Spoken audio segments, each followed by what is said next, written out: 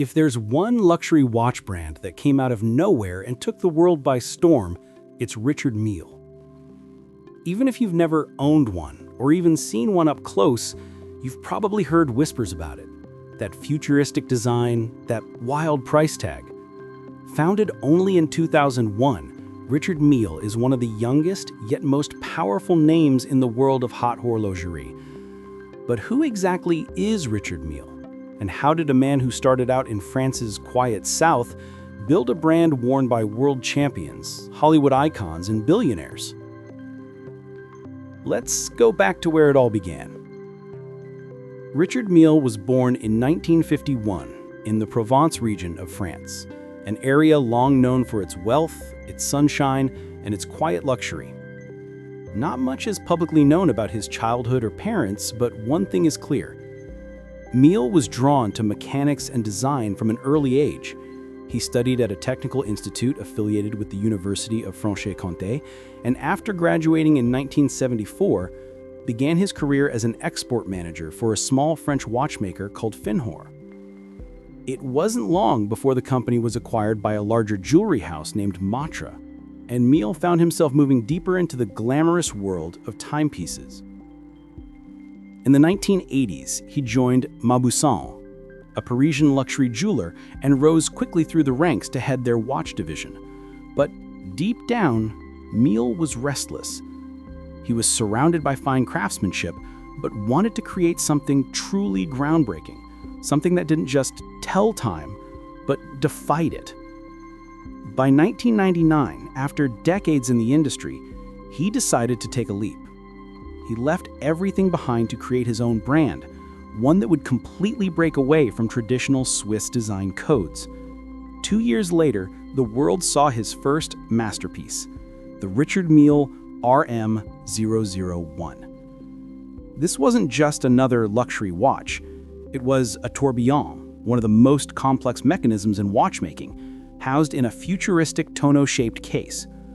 The movement was skeletonized, the materials were borrowed from Formula One and aerospace engineering, and the price? Astronomical.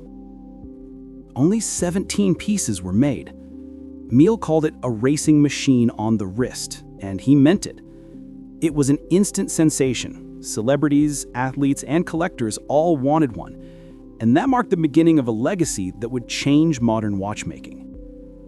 Mille partnered with Audemars Piguet's legendary Renault and Papy workshop, known for its technical wizardry, to develop some of the most advanced movements ever created. Together, they built watches that looked nothing like anything on the market, ultra-light, shock-resistant, and often made from materials previously used only in race cars or spacecraft.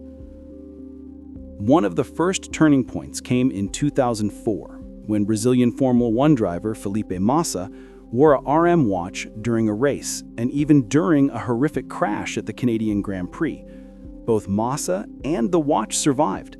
That moment cemented the brand's reputation as more than just a luxury accessory. It was an engineering marvel.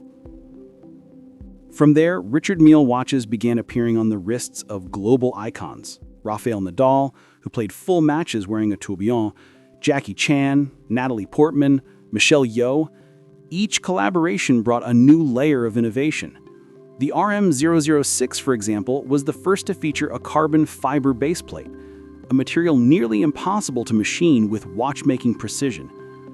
Then came the RM12, a platinum tubular tourbillon so complex that only 30 were ever made. By 2007, the brand's credibility reached new heights. Mille joined the Fondation de la Haute Horlogerie, the elite circle of Swiss craftsmanship, and that same year won the Golden Hand Award at the Grand Prix de Horlogerie de Geneva, the equivalent of an Oscar in watchmaking.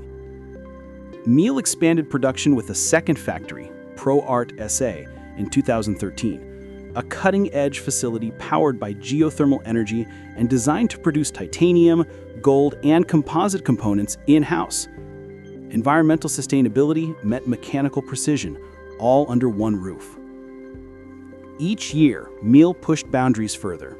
The RM27-2, worn by Nadal at the 2015 French Open, featured a unibody skeletonized case, a single-piece frame inspired by race car chassis that improved rigidity while reducing weight.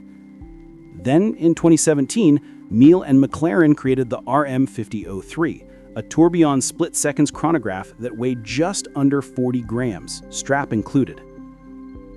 By 2020, Richard Mille had become one of the top names in Swiss watchmaking, ranking 7th in Morgan Stanley's annual report, just behind century-old giants like Rolex and Patek Philippe. But what made that rank remarkable was this. While brands like Cartier and Omega had existed for over 100 years, Mille had done it in less than 2 decades. With an estimated annual revenue of $840 million from only 4,300 watches, each averaging around $195,000, the brand had achieved something extraordinary. Mille's strategy was simple but bold. No third-party retailers, no franchises. Every Richard Mille watch was sold through its own boutiques, giving the company complete control over pricing and exclusivity. To this day, Mille's creations are as much about art and physics as they are about luxury. They use materials like titanium screws that cost over $2 million per kilogram, vibration sensors, torque limiters, and cutting-edge shock absorbers, all crafted with the same precision as a Formula One engine. And while most luxury brands rely heavily on heritage, Mille's magic lies in innovation. He wasn't building on a 200-year-old legacy, he was creating a new one, piece by piece, with no compromises and no apologies. From a quiet boy in Provence to a man who built a billion-dollar brand on audacity and engineering, Richard Mille's story is a modern fairy tale of precision, risk, and reinvention. Today, his watches don't just mark the passage of time, they celebrate it. Because to Richard Mille, every second isn't just counted, it's conquered.